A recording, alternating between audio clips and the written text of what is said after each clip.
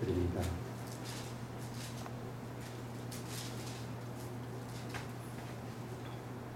나의 반석이신 여호와를 찬송하리로다.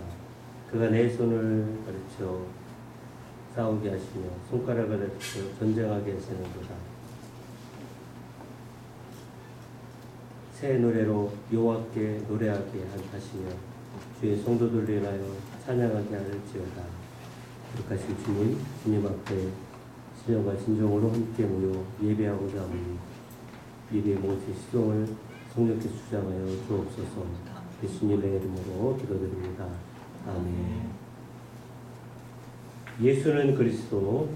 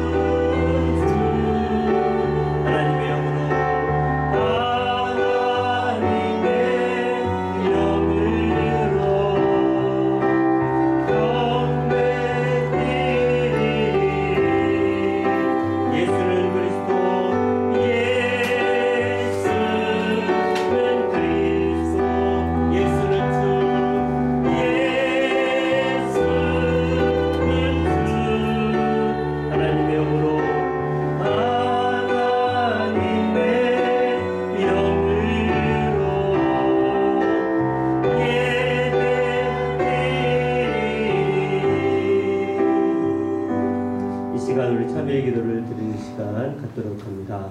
하나님이여, 주의 인자를 따라 내게 은혜를 베푸시며 주의 많은 긍휼을 따라 내 죄악을 지어 주옵소서. 나의 죄악을 맑게 씻으시며 나의 죄를 깨끗게 제하여 주옵소서. 함께 마음과 뜻과 정성을 다하여 참회의 기도를 드리며 주님 앞에 나아가시다. 같이 기도합니다.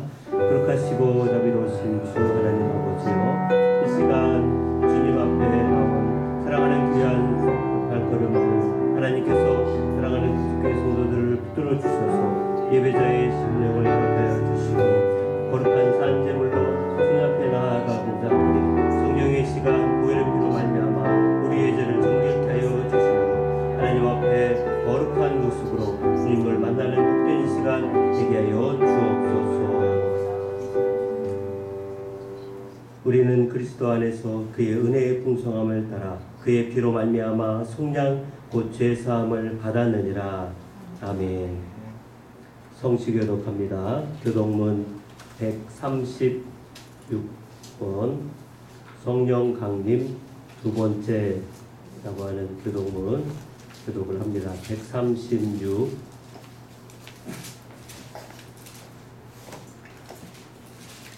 그 후에 내가 내 영을 만민에게 부어주리니 너희 자녀들이 장래일을 말할 것이며 너희 늙은이들은 꿈을 꾸며 너희 젊은이는 이상을 볼 것이며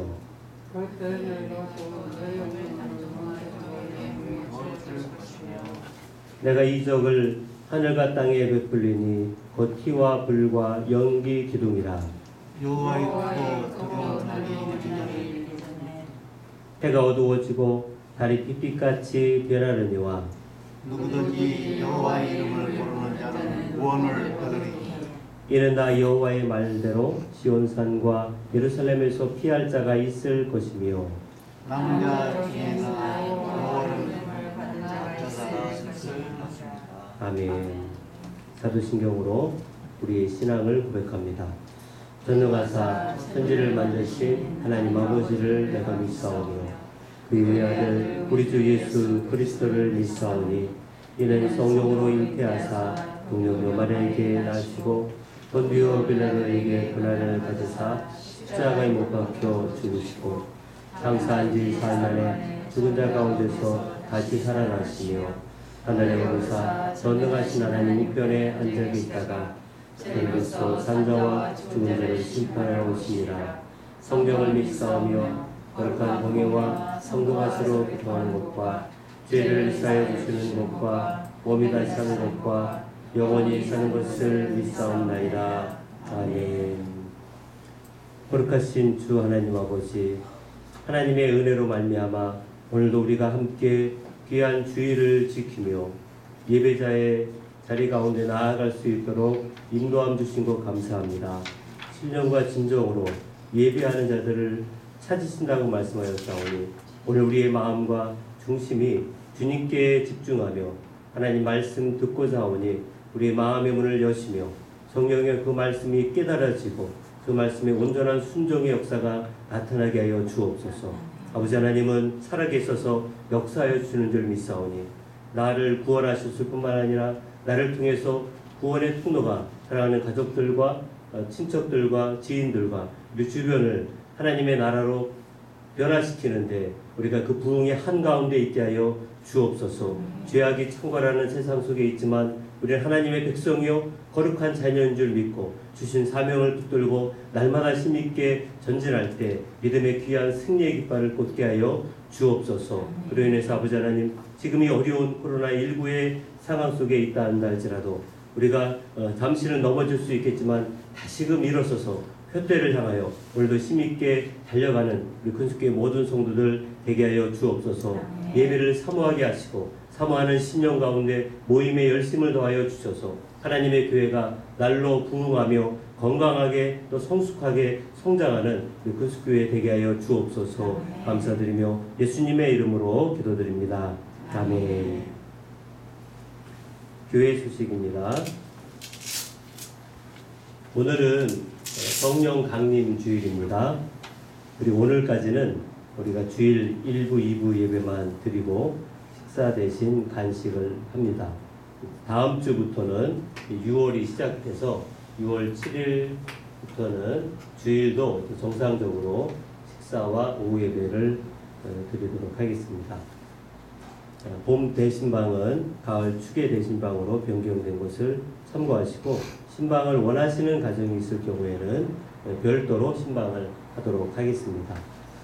다음 주 오후 예배부터 우리가 그동안 헌신 예배를 못했던 것들을 6월 달부터 매달 헌신 예배를 하도록 할 텐데요. 다음 달 이제 6월 7일 일남 전도에 헌신 예배를 드립니다. 오후 예배에 헌신 예배를 드리기 때문에 오후 예배 순서와 특성을 준비해 주시기를 바랍니다. 교회 청소도 토요일마다 기간별로 진행하고 있고요. 이제 6월 달부터는 첫 주 일남, 둘째 주 일요, 셋째 주 이남, 넷째 주가 이요 이렇게 매월 1주부터 4주까지 그 전도의 별로 정해서 토요일 교회 봉사를 하도록 하시기를 바랍니다. 그리고 또한 이제 6월부터는 생일자 축하 시간을 또 가지려고 하는데요. 다음 주일 6월달 생일 축하를 하도록 2부 예배 때 하도록 하겠습니다. 찬양팀 모집하는 광고 보시기 바라고요. 이제 6월달 성경 읽기표가 나왔습니다. 열심히 성경을 읽으시기 바랍니다. 다른 광고 참고하시고 오늘 찬양 찬송가 15장 하나님의 크신 사랑 하늘에서 내리사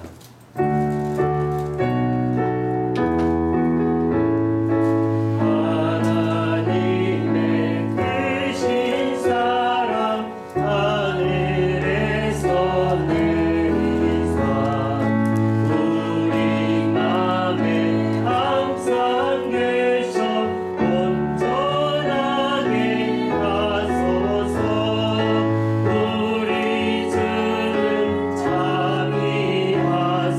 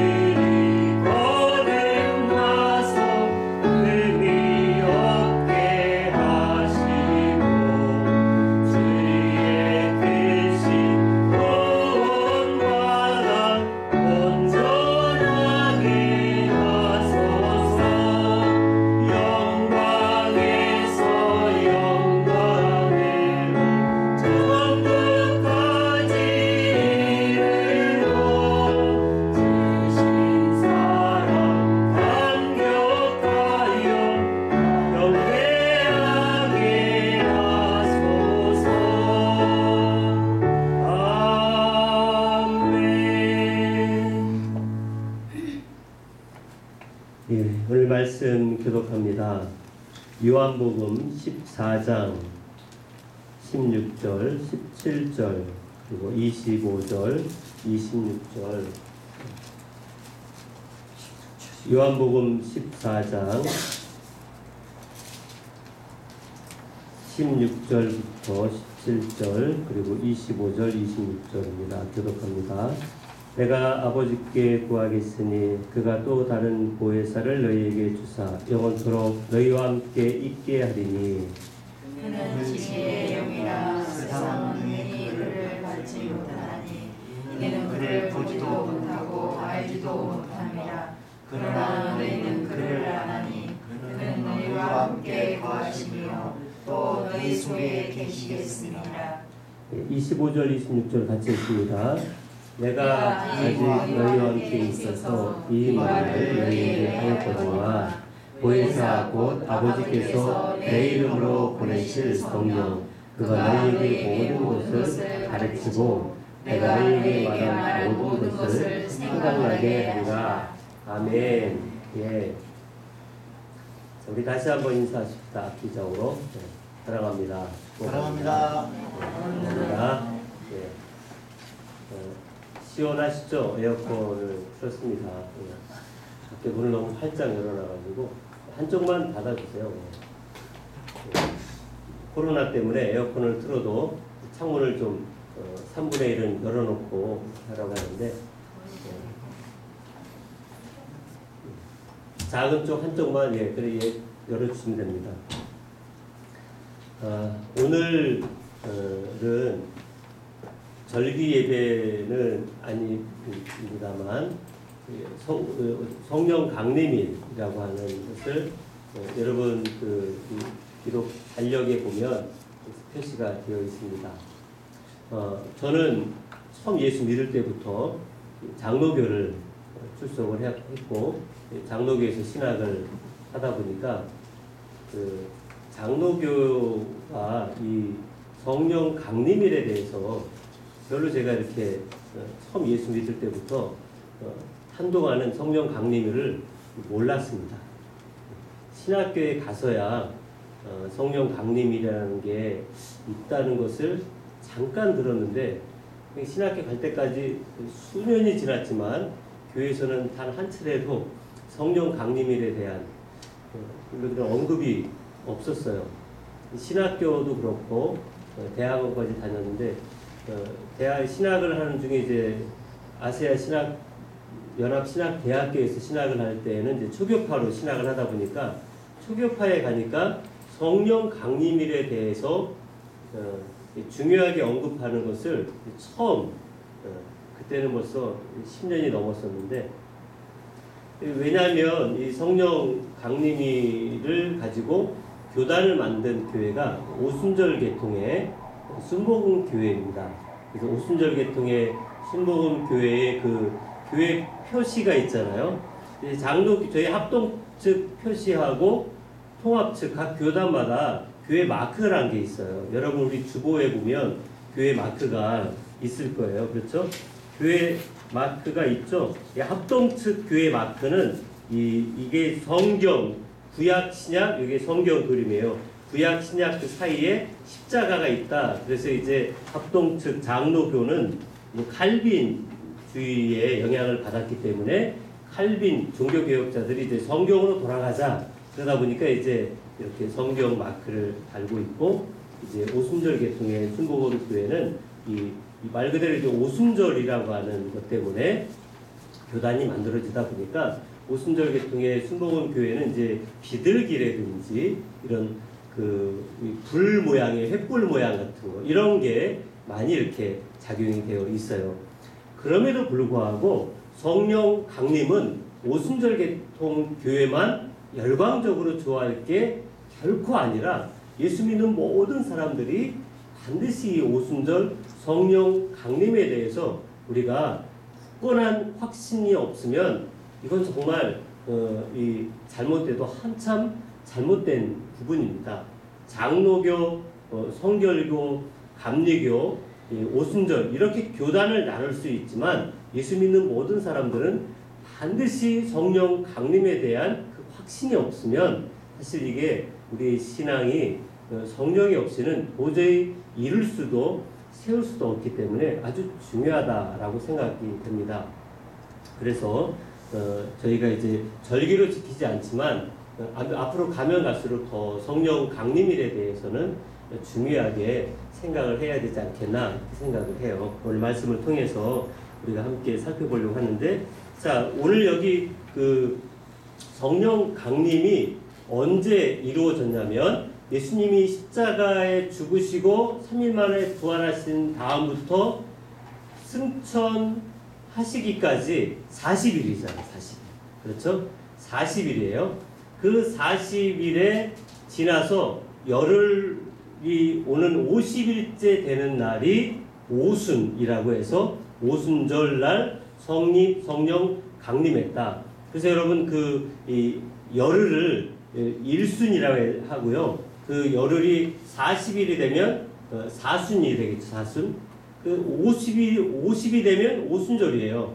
예, 그렇게 이 순을 붙일 때 여기 이제 50일째 되는 오순절. 근데 이 오순절이 왜 중요할까요? 바로 구약에 가보면 모세가 시내산에서 율법을 받은 날을 오순절이다. 그때 오순절에 율법을 받았다라고 이야기를 합니다. 그러고 나서 이 성령이 강림한 날도 바로 이 오순절에 성령이 강림했다라고 이렇게 말씀하고 있습니다. 그러하기 때문에 오늘 아까 말씀드린 것처럼 교단의 표지는 다를지언정 신앙은 다르지만 그러나 반드시 예수 믿는 사람들은 성령의 강림의 중요성을 다시금 깨달아야 합니다. 그 첫 번째로 우리는 성령을 기다리라 라고 말씀하시는 예수님에게 대해서 이 성령 강림의 중요성을 살펴보려고 합니다. 예수님이 십자가에 지시고 난 다음에 부활하셔서 승천하시기 바로 직전에 제자들에게 마지막으로 당부한 메시지는 사도행전 1장에 가보면 나와요. 사도행전 1장 4절 말씀 같이 읽어볼까요? 시작.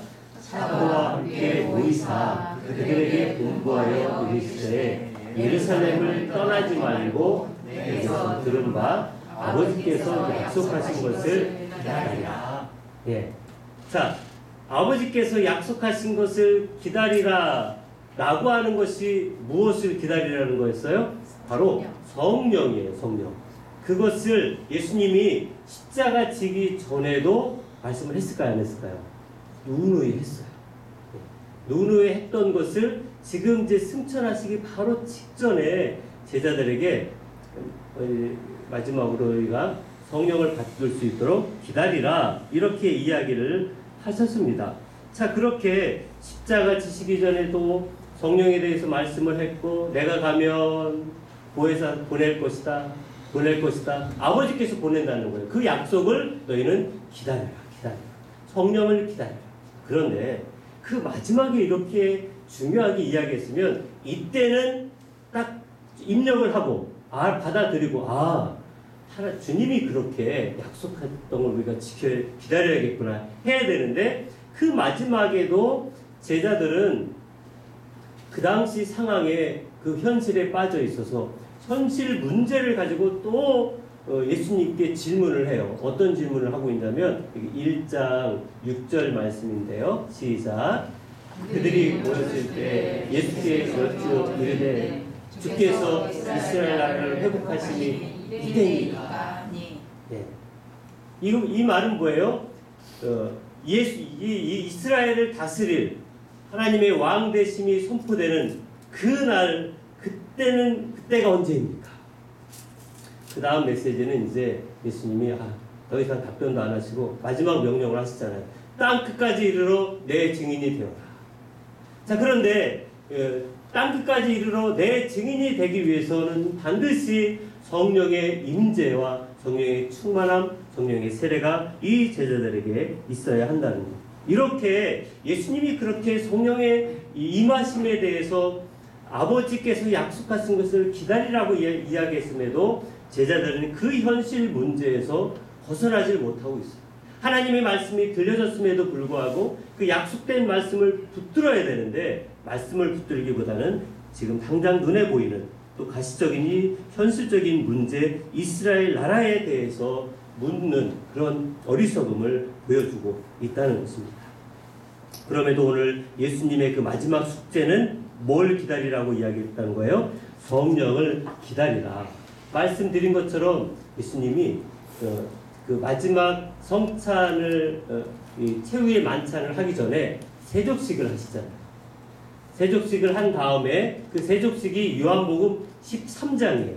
그런데 그 다음 장 14장부터 15장, 16장, 17장에 이르기까지 예수님이 그 마지막 당부의 메시지들을 십자가 바로 지시기 전에 쭉 이야기를 해주시는데 그 14장부터 17장 그 사이에 어떤 주제가 가장 많이 언급됐냐면 바로 우리가 지금 본문에서 읽었던 우리는 14장만 읽었잖아요. 근데 15장에도 나오고 16장에도 나오는 바로 보혜사 성령인 거예요.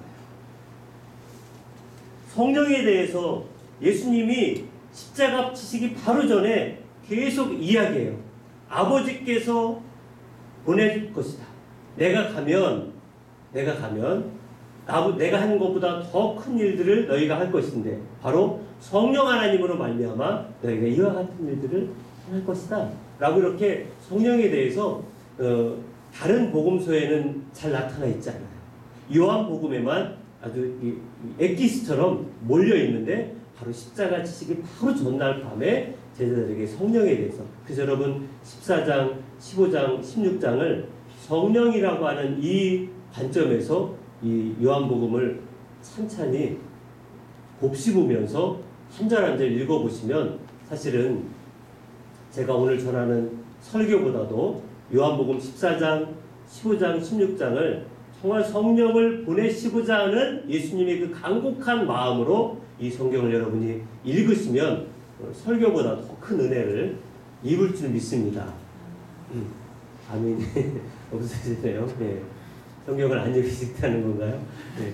이번 주간에 요한복음 14장부터 17장까지 천천히 한 절 한 절 한 달 안에 다시 예수님이 정말 마지막으로 제자들에게 이 성령에 대한 그 약속을 꼭 붙들고자 하는 간곡한 마음으로 주신 메시지이기 때문에 읽어보시고 또 읽어보시길 바랍니다. 여러분 성령 하나님이 역사하신다고 혹시 믿으십니까? 네. 아멘 하셔야 돼요. 이게 너무 중요해요. 말씀드린 것처럼 성령이 아니고서는 우리가 예수를 사실 영접할 수가 없어요. 예수를 절대 믿을 수가 없어요. 성령이 아니면 절대로 하나님의 말씀을 깨달을 수도 없고 성령이 아니면 하나님을 아버지라고 부를 수도 없어요. 성령이 아니면 교회가 세워질 수도 없어요.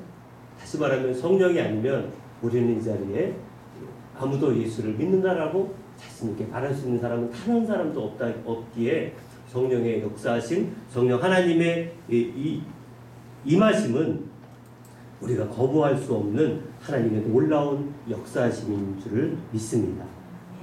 자, 두 번째로 하나 더 살펴보시면 이제 성령님은 우리의 보혜사가 되십니다.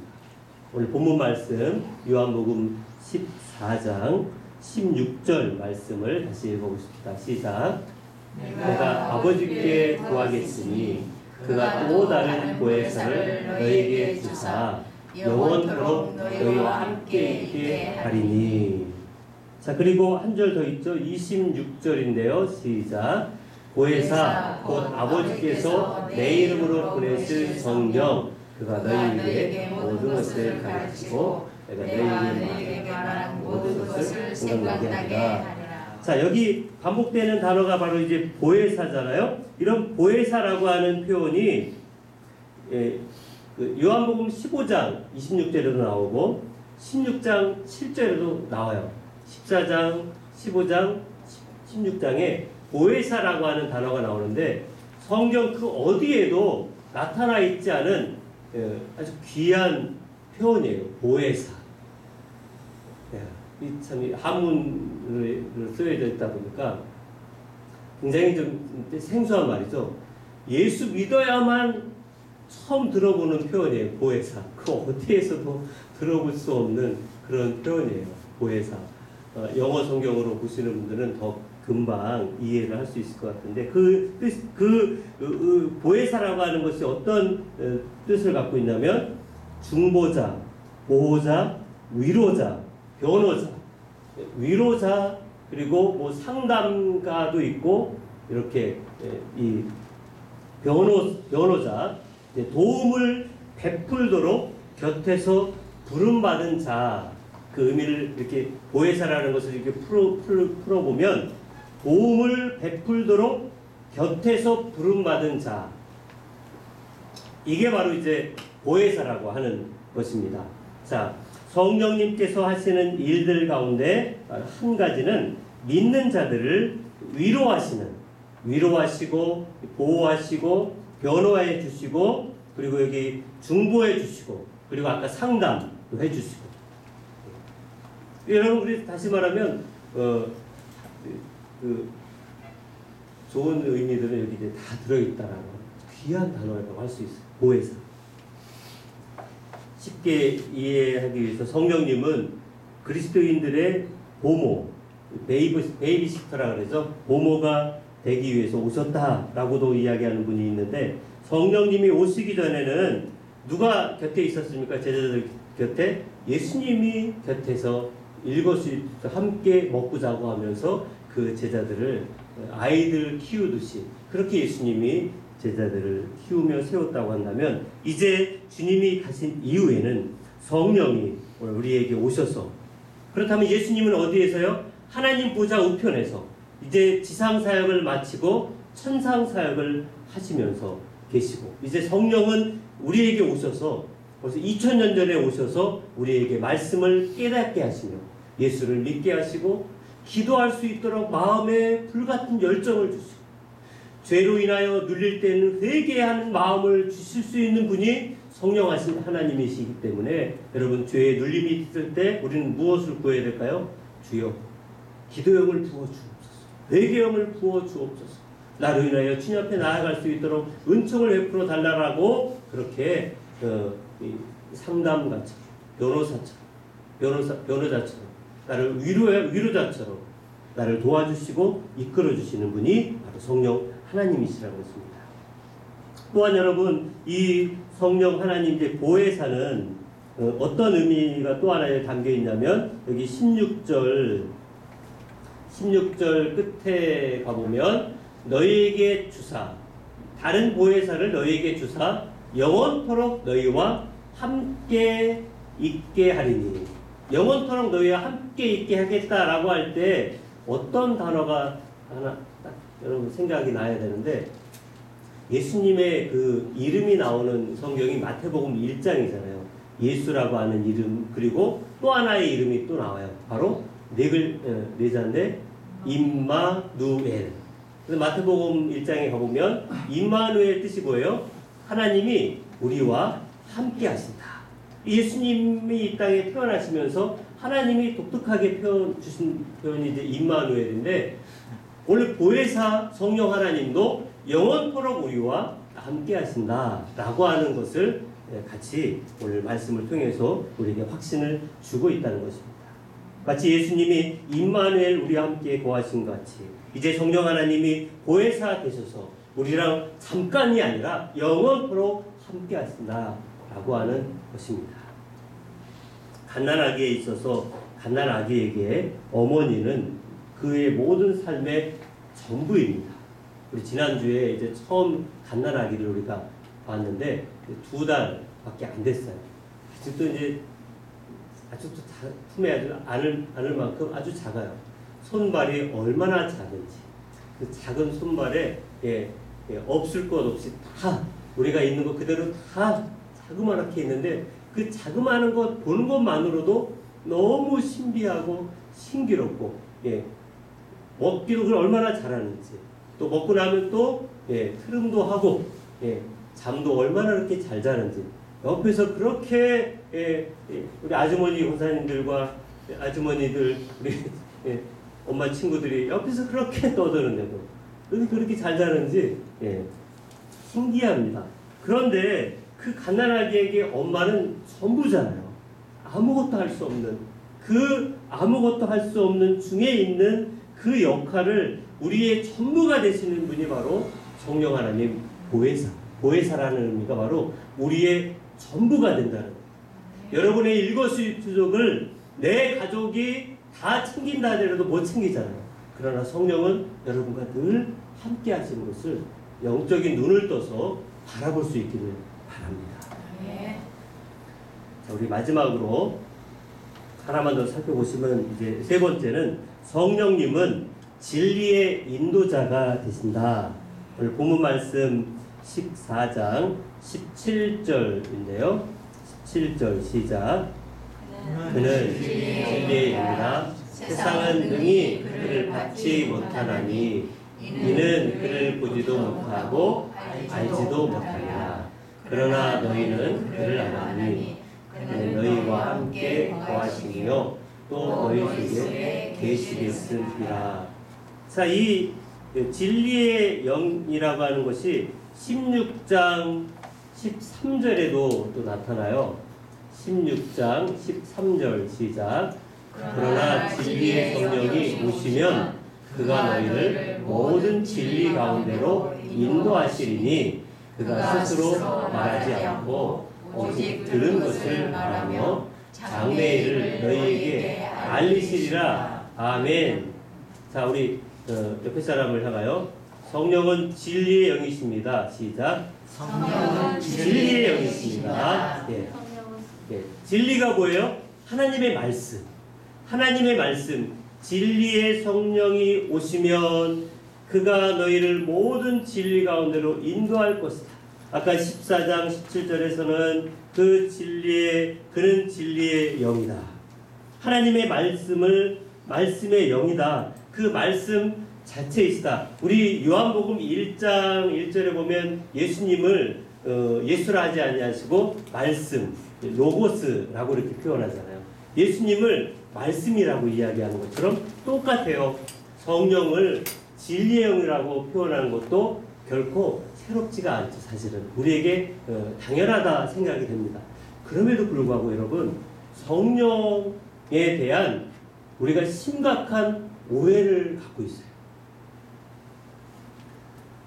성령님은 성경과 함께 역사하는 진리의 영임에도 불구하고 우리는 너무나 많이 성령에 대해서 왜곡된 생각을 하고 있어요. 그래서 어떤 경우에는 이 성령을 받는다라고 하는 것을 불받아라, 어떤 신비한 체험, 이런 성령의 역사하심을 불받아야 되고 신비한 체험을 해야만 성령이 내게 오는 것 같이. 그래서 여러분, 지금은 그런 게 없지만 예전에는 현수막에 보면 불받아라, 그리고 막 신비한 방언의 역사, 성령 체험, 성령 이런 것들을 많이 하는데, 주로 그런 것을 받으려면 어디로 가야 될까요? 기도원에 가야 되죠. 근데 기도원에 가서 막 주여 삼창하고 막 살라살라 이렇게 방방방 뛰고 막 그렇게 해야만 성령을 받을 수 있는 것처럼. 저도 사실 오랫동안 그렇게 생각을 했었으니까. 제가 이제 장로교였지만 그 모교회 담임 목사님이 부흥 강사였어요. 부흥 강사님이다 보니까 부흥회를 많이 갈 수밖에 없었어요. 성도들이 목사님 어디서 부흥회 한다 그러면 또 성도들이 다 같이 막 오르르 가고. 저도 제 기억에는 징을 제가 쳤던 기억이 누굴 쳤었나? 청년회장이다 보니까 막 친 기억도 한번 생각이 나는 것 같아요. 갔는데 목사님이 치라고 해서 막 쳤는데, 그때는 정말 막 그렇게 열광하고 근데 그게 잘못된 건 아닌데 그렇게 해야만 성령 받는다 생각했어요. 그게 전부인 것처럼 생각했어요. 한동안, 오랫동안. 방언을 못하면 성령이 내게 없구나, 이렇게 생각해서 방언을 못 받아가지고 막 그 다른 청년들 하다못해 제 동생도 방언을 받았는데 청년 회장이 방언을 못 받으니까 이 쪽팔려가지고, 그래서 오늘 방언 주세요. 했는데 방언이 안 나오더라고요. 그래서 방언을 못 받으면 사람이 아닌 것처럼 이렇게까지 막 생각이 들 정도로. 근데 지금 생각해보니까 오해였어요. 성령은 그렇게 성령의 역사하심을 그렇게 특식으로 몰 게 아니라 성령은 늘 일상에 나타나는 게 성령의 역사인데 우리는 너무 특별한 것으로 이렇게 몰아붙여서 어디 가서 막 열광하는 것으로만 성령의 역사를 너무 제한시키고 너무 편협하게 한쪽으로 밀어버렸던 것이 우리들이었고 우리 교회였고 우리의 신앙생활이 어떤 부분은 그렇게. 여러분, 한국을 대표하는 교단이, 죄송하지만 우리 합동치고 한국을 대표한다 그러는데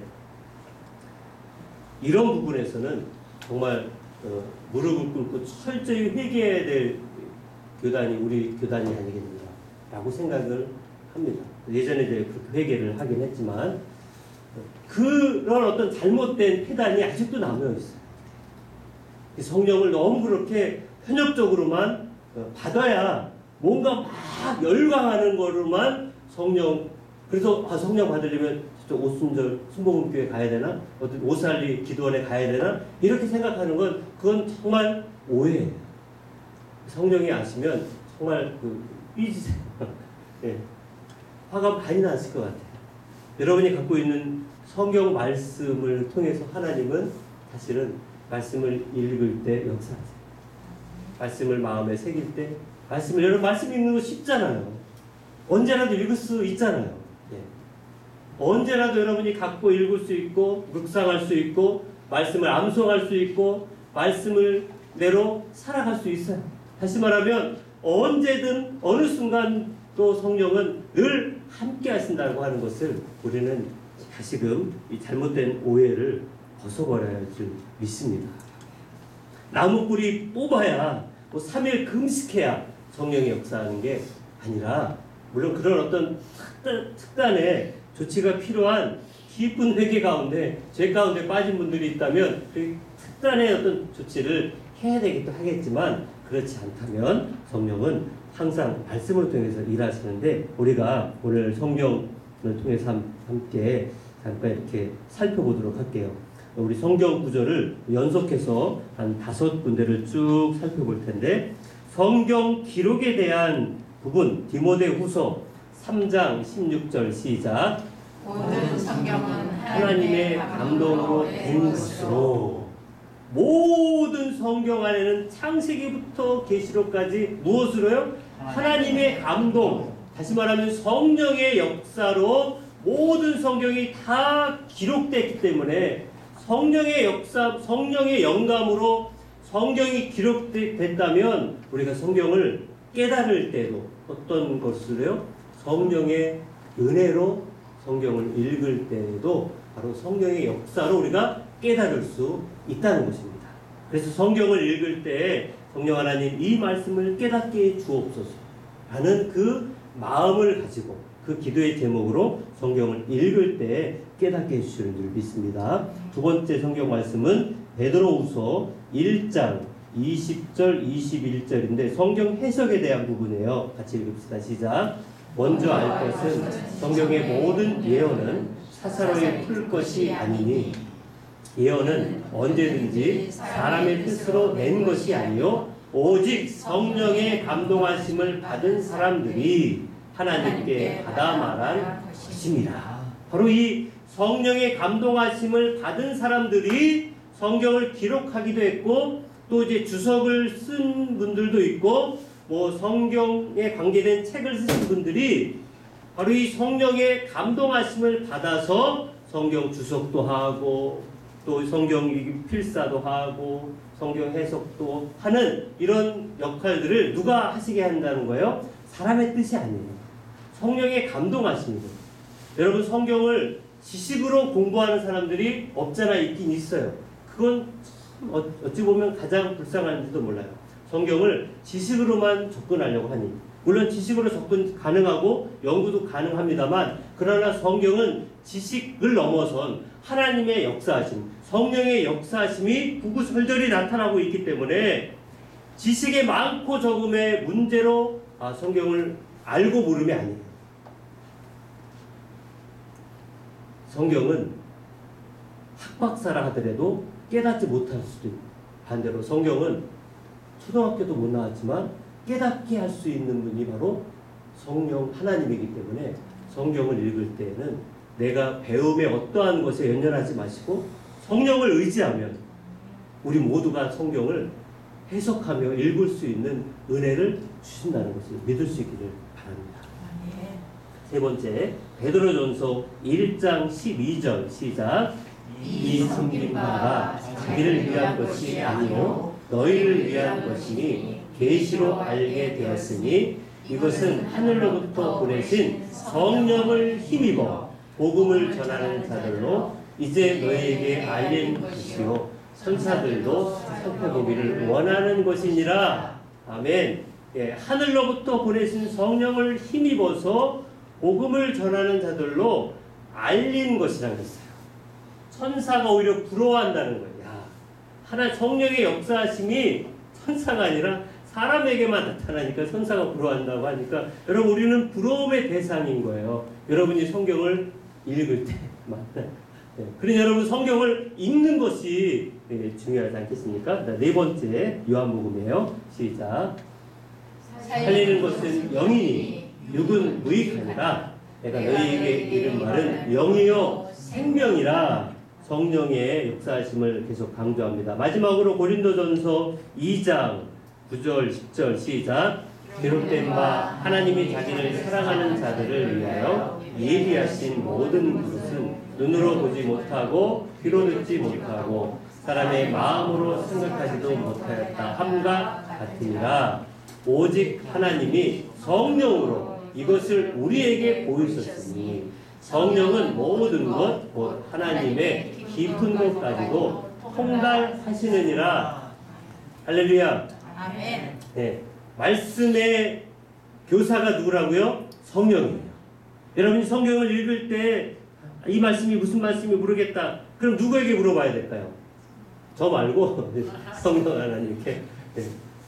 저한테도 물어보시면 알려드리는데 성령이 이 말씀을 깨닫게 해주십니다. 저도 짧은 간증 드리면 군대를 갔다 와서 직장에 바로 들어갔어요. 직장 생활을 열심히 하고 열심히 이제 직장 생활 하던 어느 날 밤에 퇴근하고 샤워하고 저녁 시간에 이제 그날따라 이제 성경을 좀 봐야겠다 해서 성경을 좀 읽다가 정말 지금 생각 불같은 은혜를 받았어요. 말씀이 있는데 그 말씀이 제 마음에 와닿기 시작하면서 저도 모르게 막 눈물이 나고 회개가 되고 그래서 그때서야 내가 군대에 있을 때 하나님 앞에 소원했던 것 그때서야 다시 생각이 나서 그리고 나서 그 다음 주에 직장을 그만두고 신학을 작정을 하고 이제 신학을 했는데 집을 떠나서 신학 가려고 집을 떠나서 뭐 이제는 반대해도 소용없다.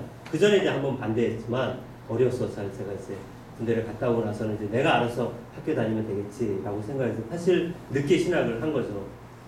근데 정말 말씀을 읽을 때 그 말씀의 이 역사하심이 지금 생각해 보니까 성령이 옆에서 막 이제 뒤통수를 박친 것 같아요. 깨달아, 정신 차려. 말씀을 통해서 성령이 말씀하시는 걸 그렇게 깨닫게 된다는 것입니다. 정신 차려.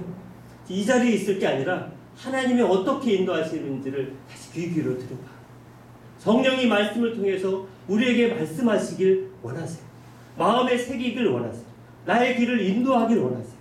우리는 성령을 도외시한 채로 말씀을 덮어놓은 채로 염려, 근심, 걱정을 한들 여러분 들리지 않을 거예요. 왜? 성령은 진리의 영이기 때문에. 그래서 우리는 이 말씀을 통해서 어떻게 살펴볼 것인가. 여러분 다시 본문으로 가보시면 마지막으로 한 절 말씀을 더 읽어볼까요? 14장 26절 시작.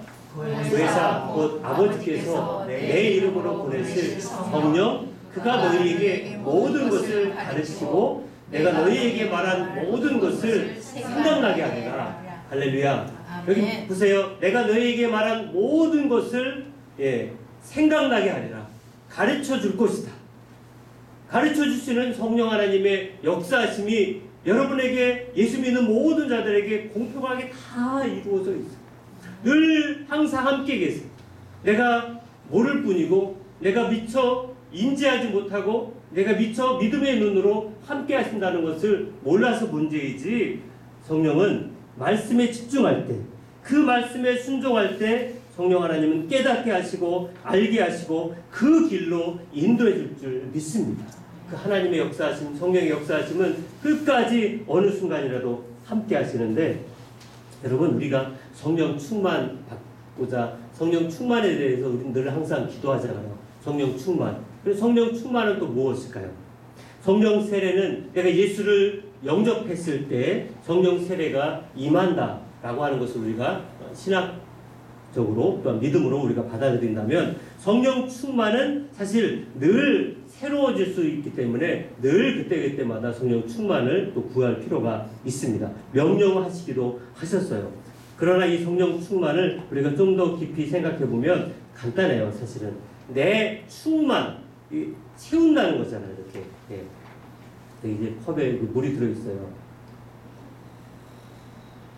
아까 처음 떠올 때 원사님이 가득 떠왔는데 제가 이제 계속 먹다 보니까 줄었습니다. 그럼 이때 다음에 또 할 때는 또 가득 채워야 되겠죠?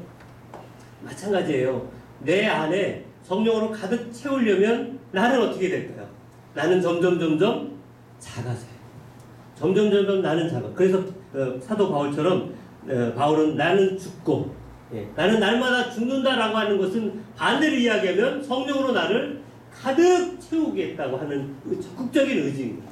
적극적인 표현 아니겠습니까? 내가 죽어야만 주님이 살아서 나를 인도하시며 나와 함께 하시는 것처럼 매일매일 삶을 살 때 여러분, 우리는 어떻게 해야 될까요? 매일매일 새벽에 깨어 일어나면 아이고 피곤해 죽겠나가 아니라 오늘도 성령이 내 안에 가득 채워 주옵소서. 오늘도 내가 살아서 역사하는 것이 아니라 오늘도 주의 성령이 내게 임하여 주옵소서. 잠잠히 기다려야 돼요. 성령이 내게 오실 수 있도록. 성령님 준비됐습니까? 가시죠.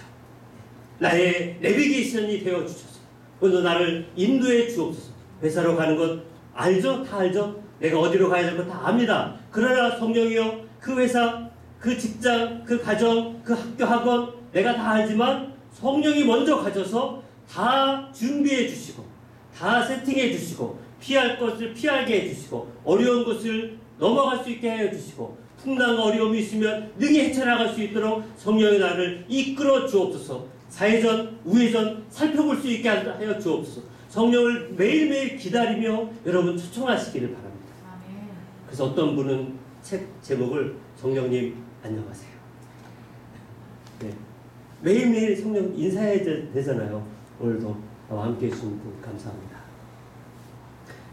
또한 그 성령으로 말미암아 우리의 성령이 나의 뭐가 된다 그랬습니까? 보혜사. 여러분에게 보혜사가 계세요. 여러분의 상담, 여러분을 위로해 주시고 여러분을 보살펴 주시고 인도자가 되어 주시고 변호자가 되어 주시고 필요할 때 말을 할 수 있도록 정말 하나님이 말을 하게 하세요. 필요할 때마다. 그렇지 않으면 제가 어떻게 이 앞에 서서 설교를 이렇게 할 수가 있겠습니까? 저는 그렇게 말 잘하는 사람이 아니라는 것을 저 자신이 너무나 더 잘 알고 저희 가족들도 잘 알고, 성령의 역사하심은 우리의 삶 가운데 늘 함께 하신다는 것을 우리가 다시금 깊이 묵상할 수 있기를 바랍니다. 마지막으로 성령은 진리의 영이기 때문에 말씀을 읽고 연구하고 묵상하는 것, 목회자만이 아니라 예수 믿는 모든 사람들이 말씀을 읽고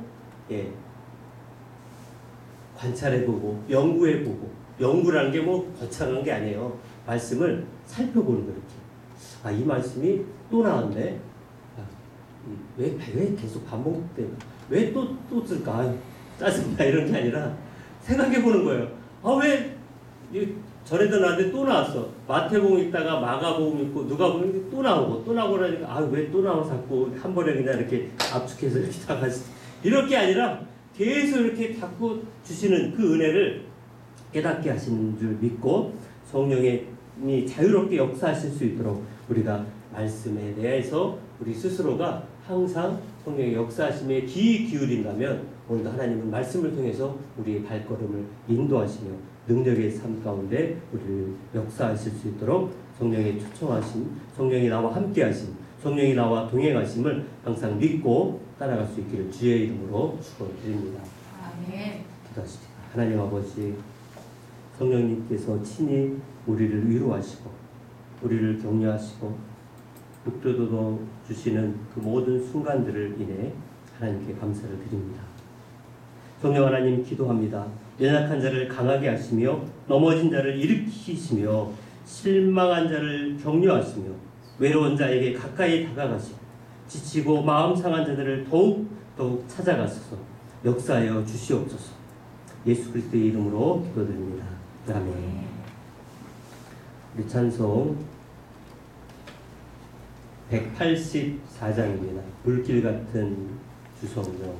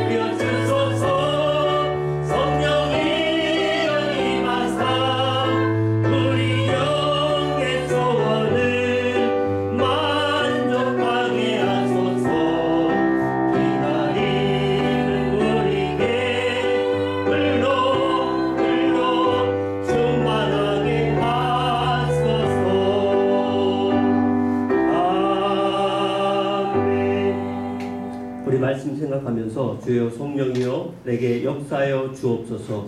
성령을 날마다 기다리며 성령을 사모하며 성령의 충만함을 간구하는 우리가 되어서 성령의 역사하심으로 말미암아 하나님의 말씀을 읽고 묵상하고 그 말씀대로 온전히 순종함으로 성령의 역사하심이 내 삶에 항상 충만히 임할 수 있도록 다시금 말씀 생각하면서 같이 통성으로 기도하십시다. 함께 기도합니다. 거룩하신 주 아버지 하나님, 이 시간 오늘 우리에게 성령 강림에 대하여 하나님의 말씀을 다시금 알게 하시고 깨닫게 해주신 것을 감사합니다. 성령은 우리 삶 가운데 모든 모해사로 임하셔서 아버지 하나님이여 나에게 충분한 위로자로 아버지 하나님 부담자로 변호자로 인도하시며 능력으로 풀어주시고 우리의 부모가 되어주셔서 아버지 하나님이여 그 말씀을 통해서 진리의 말씀하여서 하나님의 말씀이 깨달아지고 그 말씀대로 온전히 순종할 수 있도록 감사하시고 성령 하나님을 시간 간구하며 성령의 인자여 주옵소서. 성령 충만함으로 내 안에 가득 채워주소서. 나는 또 주로 말미암아 하나님의 역사하심을 간구하며 하나님의 놀라운 성령의 역사하심이 모든 삶 가운데